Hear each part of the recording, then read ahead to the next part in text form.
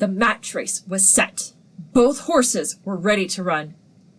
There were many people who were on both sides. There wasn't really a clear War Admiral or Seabiscuit as the favorite, as there were people on both sides of the equation. Some people went with War Admiral, as he had rarely lost a race and was a consistent winner. After Seabiscuit had been fixed by Tom, he had never really run a bad race, but he didn't have the consistency that War Admiral had.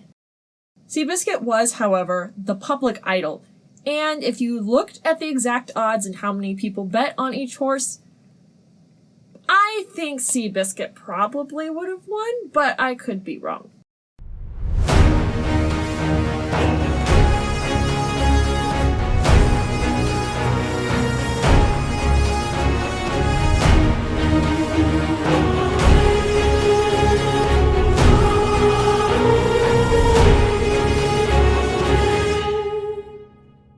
Hello, I'm Charles. And I'm James. We love history, and we want to share our love of history with you. And today we are focusing on the match race between Seabiscuit and War Admiral. And joining us as usual is the sister, our in-house horse expert and music expert. Sort of. Anyway, on to the video. If you remember from our last Seabiscuit video, George Wolfe was the one riding Seabiscuit that day at the match race, because Seabiscuit's regular jockey, Red Pollard, had been severely injured in an accident. If you remember from our War Admiral video, Kurtzinger was riding War Admiral. Now, Seabiscuit was a late closer in the race, meaning he liked to come from behind. He didn't like going straight to the front.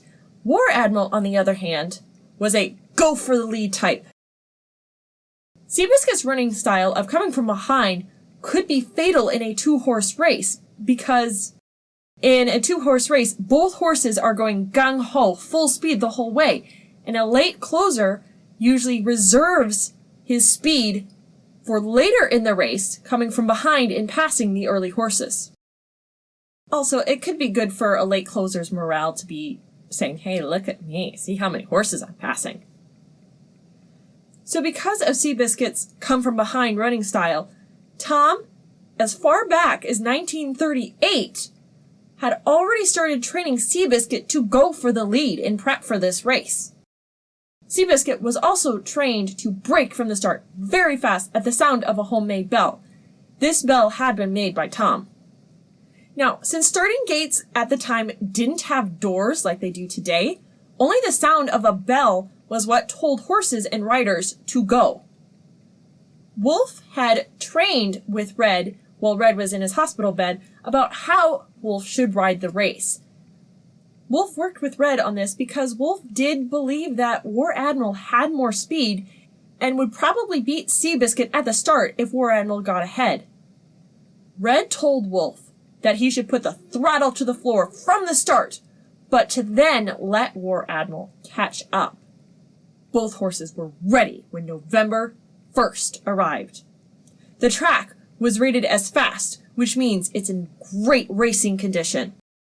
Howard received a telegram from Red asking him to bet $200 on Seabiscuit to win. Red also predicted that Seabiscuit would win by 5. 5 referring to 5 lengths.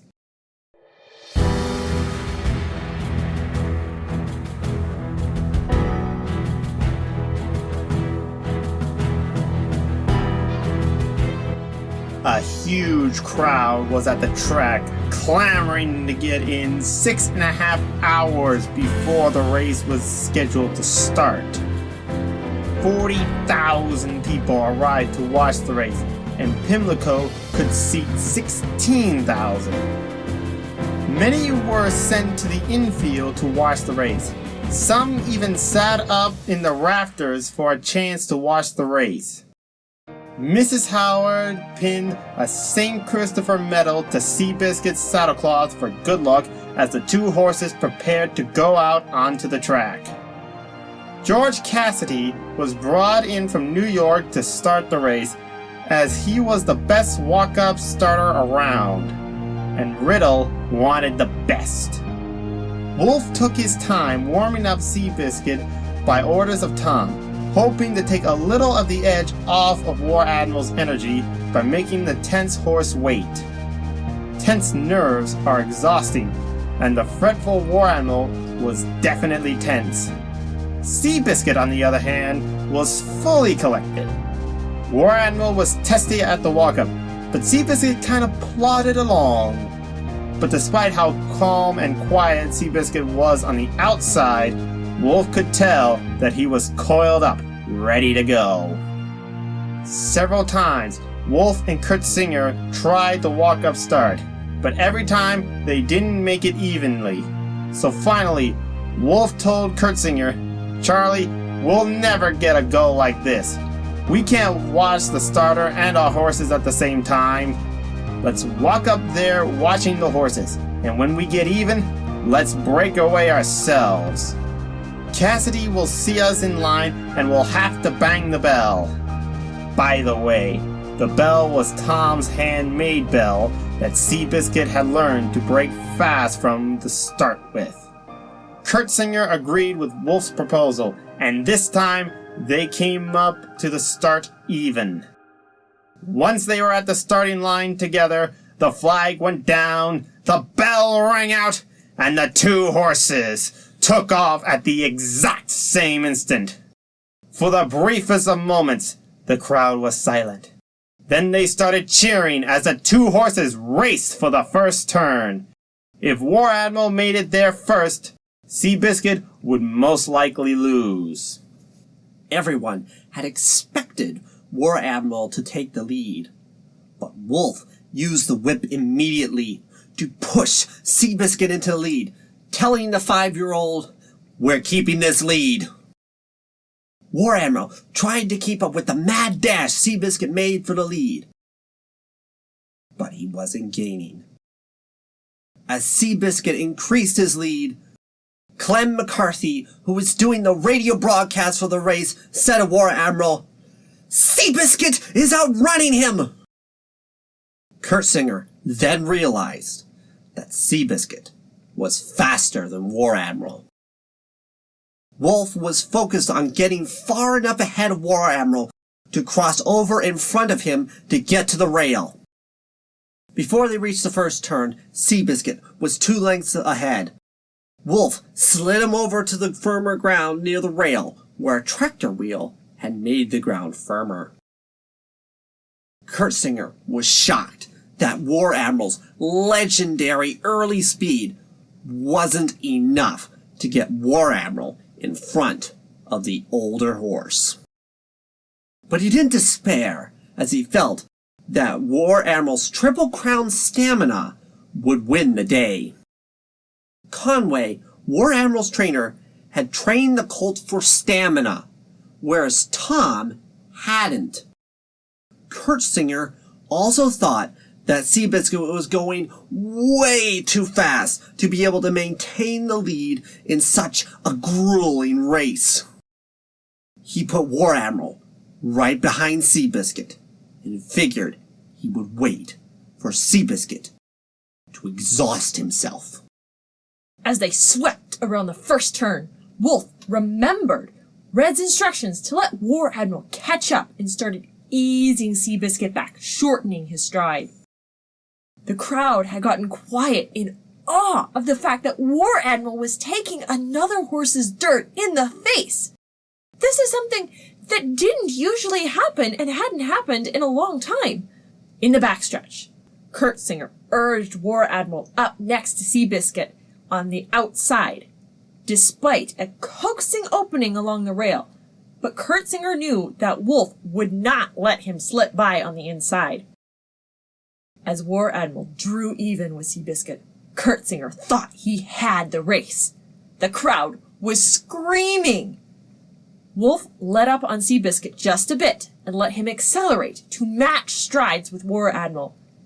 Seabiscuit refused to let War Admiral pass and looked at him.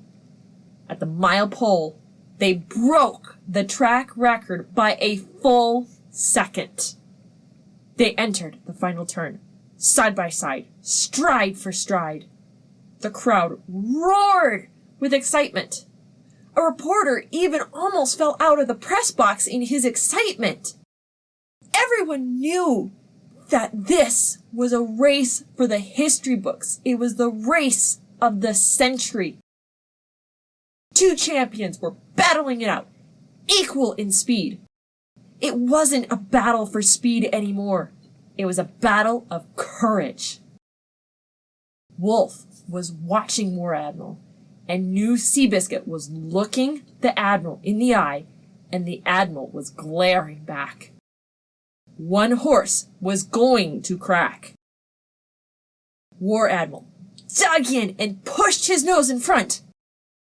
But then, Wolf detected a subtle wavering from War Admiral. He saw War Admiral's tongue shoot out of the side of his mouth, showing that Seabiscuit's glare had broken him. With a call of So long, Charlie! Wolf asked Seabiscuit for everything he had, and Seabiscuit answered with everything he had. War Admiral tried to answer Seabiscuit's surge with his own, but couldn't, and slid behind like gravity was holding him back. Wolf looked back when he couldn't hear War Admiral anymore, and saw him trying to keep up, and felt sorry for the gallant son of Man-o'-War. Turning forward, Wolf rode a driving Seabiscuit toward the wire, passing under it 4 lengths in the front. Seabiscuit was also running easy, and they flew under the wire. Fans leapt over the rails to get to Seabiscuit. The Howards were ecstatic. Their beloved Seabiscuit had beaten the Triple Crown winner and had shown America how great he was. Samuel Riddle was sad that his beloved champion had lost, but graciously told the Howards it was a good race, and left to go to his own beloved horse. Wolf and Seabiscuit were surrounded by excited onlookers, all eager to get close to the great little horse. At one point, Wolf said, "I sure wish Red could have rode this day today instead of me." Kurt Singer had no excuses for War Admiral's loss.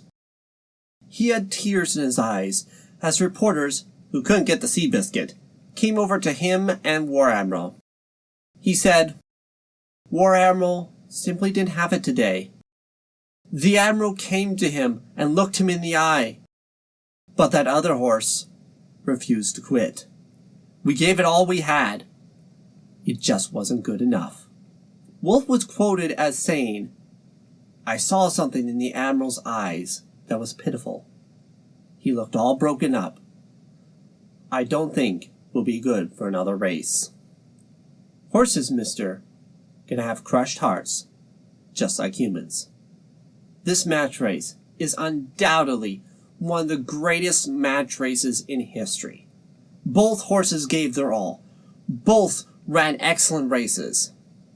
Seabiscuit, which is more prepared and better trained for this particular race. Both little horses just were fantastic in their runs. Seabiscuit just had too much for the Admiral." Okay, that's going to have to be it for today, as basically we just looked at November 1st, 1938, on the day that this video should be uploaded. Hopefully. One thing to remember though, guys, Seabiscuit and War Admiral stories don't end here. Oh no. And there's going to be more videos on them coming to the future whenever we get around to it. Hopefully later in November and December. But until then, it's been nice having you here, and please like and subscribe if you enjoyed this and would like to see further content from us. And so, until our next adventure, see you later. George Wolfe was riding Seabiscuit because... I can't get it. My brain is completely mush after all of that philosophy today.